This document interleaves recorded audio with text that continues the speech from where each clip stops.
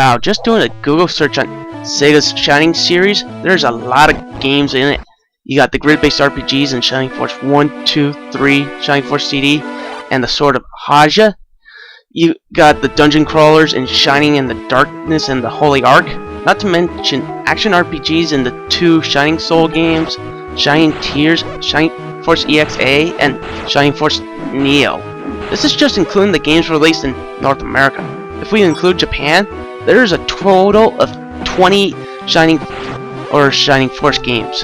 Wow, Sega, if people torched you for releasing too many Sonic games to try and resurrect the franchise, then take a look at the Shining series. The whole franchise will be left for another day. Today, we're going to be taking a look at a specific spin-off known as Shining Soul for the GBA. The whole development history of the Shining series is somewhat interesting. The Shining series was first developed by Camelot. They were a fairly unknown company at the time, and the series got them on the map. Shining Force helped make Sega a dual threat when it came to RPG market, with other series Phantasy Star during the 16-bit era. Both these series continue on today, but have not really reached stateside since Shining Force EXA or the last Phantasy Star Online portable games. Camelot would go on to develop many classics for Nintendo, such as Golden Sun. Anyway, back to Shining Soul. Shining Soul was the first GBA outing of the series after classics like Shining Force 1, 2, 3, Shining the Holy Ark, among others, were exclusive on Sega systems. Sega knew to survive now, they needed to make friends, so they talked with Sony and Nintendo and ported their beloved franchises to other consoles such as the PS2, Xbox, and GameCube. That's another story for later.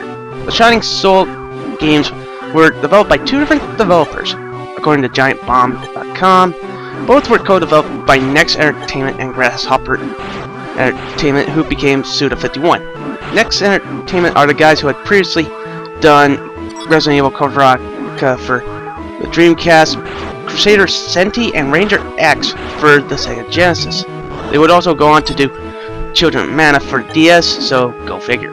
Suda51 is a bit of a more known developer.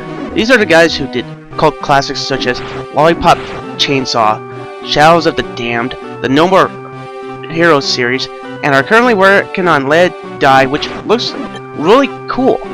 Bottom line, they end up developing the game with Atlas and Sega handling the publishing, and it was released on September 18th, 2003. Pretty basic. Long ago, the Dark Dragon reduced the civilization to dust. After hundreds of years of rebuilding, that same civilization is again under attack from the dragon, and only the Shining Fleet knows of a way to destroy it and save the people.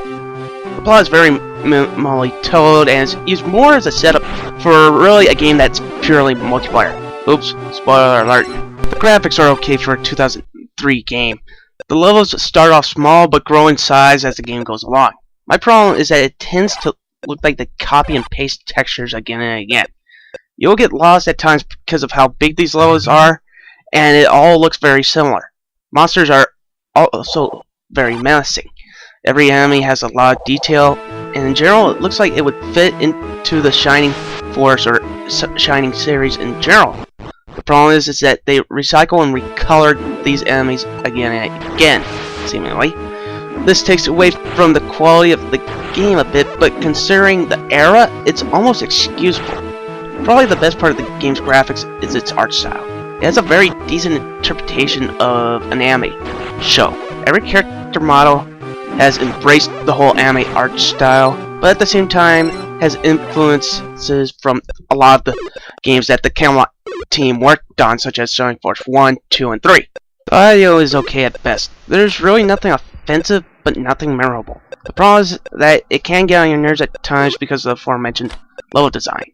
It would be so bad if they changed up the music at times, but it's the same track again and again during dungeons, and the same track again and again for boss fights.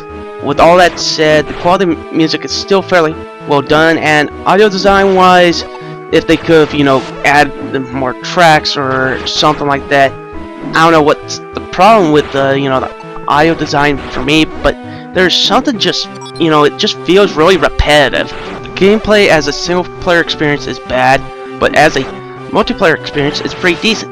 It's a Diablo style hack and slash with the same level of plot development as a game like Diablo. You have a bunch of different classes you can play as, each one with its own weapon skills and abilities.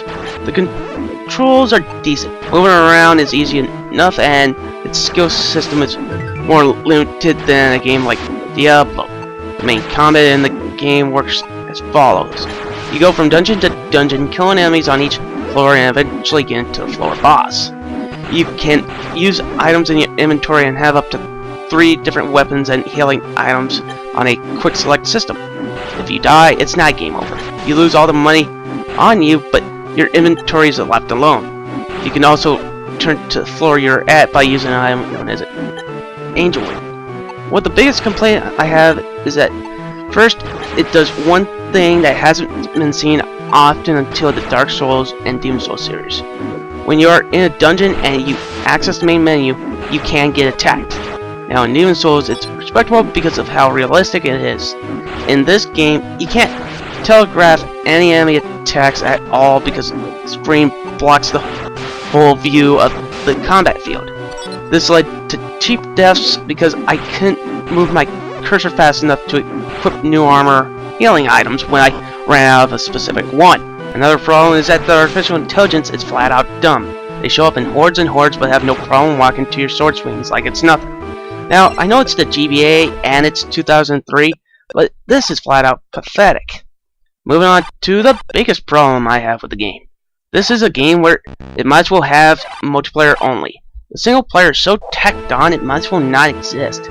This is good if you have regular friends, but if you don't, this game is going to be a really mediocre hack and slash. Also, this is just me, but I'm sorry, but at this time, if your name wasn't Pokemon, I'll be damned if you find anyone to play it with you. Well, at least where I lived. The developer that builds a game with a tacked-on single-player storyline, I thought I would never see the day. The reason why I hate this is that it forces you to buy more copies, find friends with a GBA, so that this game is either more fun or tolerable depending on how you really think of the overall gameplay style. Overall, Shining Soul is a cash grab. The story mode is useless and defeats almost any reason to play again unless you have friends with copies of the game to play with. If you need a hack and slash fix, then go try out Lord of the Rings Return of the King or The Two Towers. The $30 people want for it is stupid for a game's single player, which you will be bored with within a few hours, or at least that was just me. Not to mention there's a lot better options out there. I give it a 4.5 out of 10. While I do think that the gameplay is very just brain dead and mindless, I do like hack and slash style games. I do think the art is fairly well done. There are some good music, but overall, all that is not really enough to bring it above the point where it's like I think it's an average game at best.